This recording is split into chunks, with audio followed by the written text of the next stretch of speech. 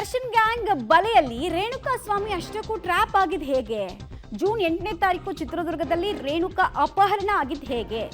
ರೇಣುಕಾ ಸ್ವಾಮಿಯ ಕೊನೆಯ ಕ್ಷಣ ಹೇಗಿತ್ತು ಅನ್ನೋದಕ್ಕೆ ಸಂಬಂಧಪಟ್ಟಂತಹ ಡೀಟೇಲ್ಸ್ ಕೂಡ ಲಭ್ಯ ಆಗ್ತಾ ಇದೆ. ಒಂದೊಂದಾಗಿ ನೋಡ್ತಾ ಹೋಗೋಣ. ಅಂದ್ರೆ ಎಷ್ಟು ಖತರ್ನಾಕ್ ಆಗಿ ಕೇಡಿಗಳು ಪ್ಲಾನ್ ಮಾಡ್ಕೊಂಡಿದ್ರು ಅಂತ. ಜೂನ್ 8ನೇ ತಾರೀಕು ಬೆಳಗ್ಗೆ 9:48ಕ್ಕೆ ಚಿತ್ರದುರ್ಗದ ಹೈವೇಗೆ ರೇಣುಕಾ ಸ್ವಾಮಿ ಬರ್ತಾರೆ.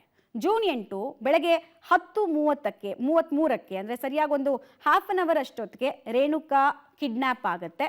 ಅದು ಕೂಡ ಆಟೋದಲ್ಲಿ ಆರೋಪಿಗಳು ಕರೆದೊಯ್ತಾರೆ. ಟೈಮ್ ಲೈನು ಅದಾದ ನಂತರ ಜೂನ್ 8 ಬೆಳಗ್ಗೆ 10:56ಕ್ಕೆ ಬೆಂಗಳೂರು ಕಡೆಗೆ ರೇಣುಕಾ ಸ್ವಾಮಿಯನ್ನು ಕರ್ಕೊಂಡು ಬರಲಾಗುತ್ತೆ. ಕಾರಲ್ಲಿ ಜಗ್ಗಾ ಹಾಗೂ ರಾಘು ಅನು ಕರ್ಕೊಂಡು ಬರ್ತಾರೆ.